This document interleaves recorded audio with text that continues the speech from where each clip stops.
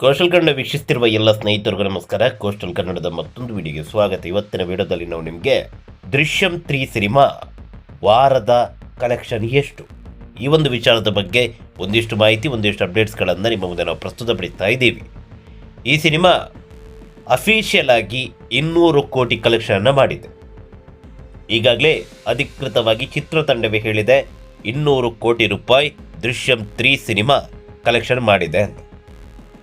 ಬರೋಬ್ಬರಿ 4 ಭಾಷೆಯಲ್ಲಿ ರಿಲೀಸ್ ಆದಂಥ ಸಿನಿಮಾ 200 ಕೋಟಿ ಕಲೆಕ್ಷನ್ ಮಾಡಿದೆ.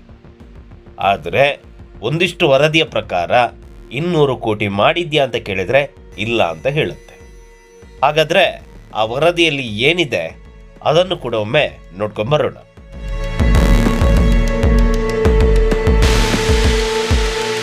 ಈ ಸಿನಿಮಾ ಮೇ 21ರಂದು ಪ್ರಪಂಚಾದ್ಯಂತ ಏಕಕಾಲಕ್ಕೆ ತೆರೆಕಂಡಂಥ ಸಿನಿಮಾ 4 ಭಾಷೆಯಲ್ಲಿ ತೆರೆಕಂಡು ದಾಖಲೆಯನ್ನು ನಿರ್ಮಿಸಿದೆ.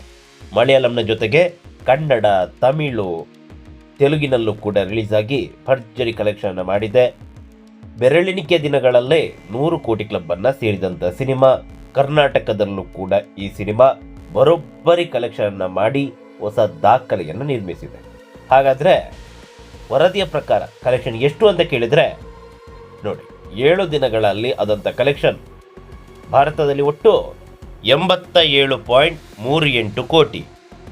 ಹಾಗಾದರೆ ಈ ರಾಜ್ಯ ವೈಸ್ ನಾವು ನೋಡೋದಾದರೆ ಕೇರಳದಲ್ಲಿ ಎಷ್ಟು ಅಂತ ಕೇಳಿದರೆ 57.10 ಕೋಟಿ, ಕರ್ನಾಟಕ 10.79 ಕೋಟಿ, ಆಂಧ್ರ ಮತ್ತು ತೆಲಂಗಾಣ 7.50 ಕೋಟಿ, ಇನ್ನು ತಮಿಳುನಾಡು 6.80 ಕೋಟಿ, ದೇಶದ ಇತರೆ ಭಾಗ 5.19 ಕೋಟಿ. ಇದು ಒಂದು ಸುದ್ದಿ ಸಂಸ್ಥೆಯೊಂದು ನೀಡಿದಂತಹ 7 ದಿನಗಳ ವರದಿ. ಒಟ್ಟು ಭಾರತದಲ್ಲಿ 87.38 ಕೋಟಿ ಕಲೆಕ್ಷನ್ ಮಾಡಿದೆ ಅಂತ ಆ ಒಂದು ಸುದ್ದಿ ಸಂಸ್ಥೆ ಹೇಳಿದೆ. ಆದರೆ ಇದೀಗ ಅವೆಲ್ಲದಕ್ಕೆ ಸ್ವತಃ ಚಿತ್ರತಂಡವೇ ತೆರೆ ಎಳೆದಿದೆ. 1 ವಾರದ ಕಲೆಕ್ಷನ್ 200 ಕೋಟಿ ಅಂತ ಚಿತ್ರತಂಡ ಅಧಿಕೃತವಾಗಿ ಹೇಳಿದೆ. ಇನ್ನು ಕರ್ನಾಟಕದ ಬಾಕ್ಸ್ ಆಫೀಸ್ ಎಷ್ಟು ಅಂತ ನಾವು ನೋಡಿದರೆ 10.79 ಕೋಟಿ, ಕನ್ನಡದಲ್ಲಿ 1.25 ಆದರೆ ತಮಿಳು ಮತ್ತು ತೆಲುಗು 74 ಲಕ್ಷ. ಇನ್ನು ಮಲಯಾಳಂ ವರ್ಷನ್ನ ದೃಶ್ಯಂ ಸಿನಿಮಾ ಗಳಿಸಿದ್ದು 8.80 ಕೋಟಿ. ಈ ಮೂಲಕ ಕರ್ನಾಟಕದಲ್ಲಿ ಅತಿ ಹೆಚ್ಚು ಕಲೆಕ್ಷನ್ ಮಾಡಿದ್ದು ಮಲಯಾಳಂ ವರ್ಷನ್, ಎರಡನೇದು ಕನ್ನಡ, ಕೊನೆಯದಾಗಿ ತಮಿಳು ಹಾಗೆ ತೆಲುಗು. ಇನ್ನು ಆ ಸುದ್ದಿ ಸಂಸ್ಥೆ ಏನಿದೆ ಅದರ ಪ್ರಕಾರ ದೇಶದ ಕಲೆಕ್ಷನ್ 87.38 ಕೋಟಿ, ವಿದೇಶದ ಕಲೆಕ್ಷನ್ 95.70 ಕೋಟಿ, ಒಟ್ಟು 183.08 ಕೋಟಿ. ಆದರೆ ಅಫಿಷಿಯಲ್ ಆಗಿ ಚಿತ್ರತಂಡಗಳಿರೋದು ಬರೋಬ್ಬರಿ 200 ಕೋಟಿ. ಇನ್ನು ನಮ್ಮ ಕರ್ನಾಟಕದಲ್ಲಿ ಮಲಯಾಳಂ ವರ್ಷನೇ ನಂಬರ್ 1. ಮಲಯಾಳಂ ವರ್ಷನಿಗೆ ಭರ್ಜರಿ ಅಂತ ಕಲೆಕ್ಷನ್ ಆಗಿದೆ. ಎಲ್ಲ ಭಾಷಿಕರು ಮಲಯಾಳಂ ವರ್ಷನನ್ನು ಕರ್ನಾಟಕದಲ್ಲಿ ವೀಕ್ಷಣೆ ಮಾಡಿದ್ದಾರೆ. ಹೀಗಾಗಿ ಅದ್ಭುತವಾದಂಥ ಕಲೆಕ್ಷನ್ ಮಲಯಾಳಂಗೆ ಆಗಿರೋದು. ಇನ್ನು 2ನೇ ಸ್ಥಾನದಲ್ಲಿ ನಮ್ಮ ಕನ್ನಡ ಇದೆ. ಅದಾದ ಬಳಿಕ ತಮಿಳು ಹಾಗೆ ತೆಲುಗು ವರ್ಷನ್ ಕರ್ನಾಟಕದಲ್ಲಿ ಅಷ್ಟಕ್ಕಷ್ಟೇ.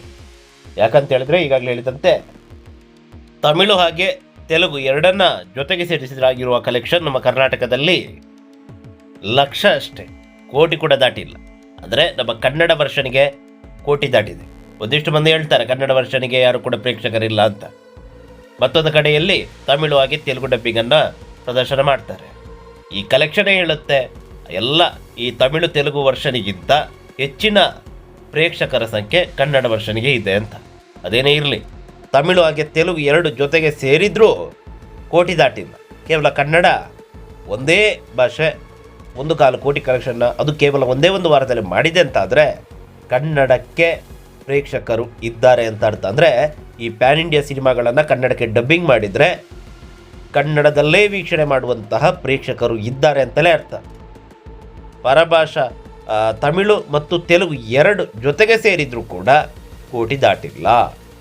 ಕೇವಲ ಕನ್ನಡ ಒಂದರಲ್ಲೇ 1.25 ಕೋಟಿ ಕಲೆಕ್ಷನ್ ದೃಶ್ಯಂ ಸಿನಿಮಾ ಕೇವಲ ಒಂದೇ ಒಂದು ವಾರದಲ್ಲಿ ನಮ್ಮ ರಾಜ್ಯದಲ್ಲಿ ಮಾಡಿದೆ. ನಮಸ್ಕಾರ.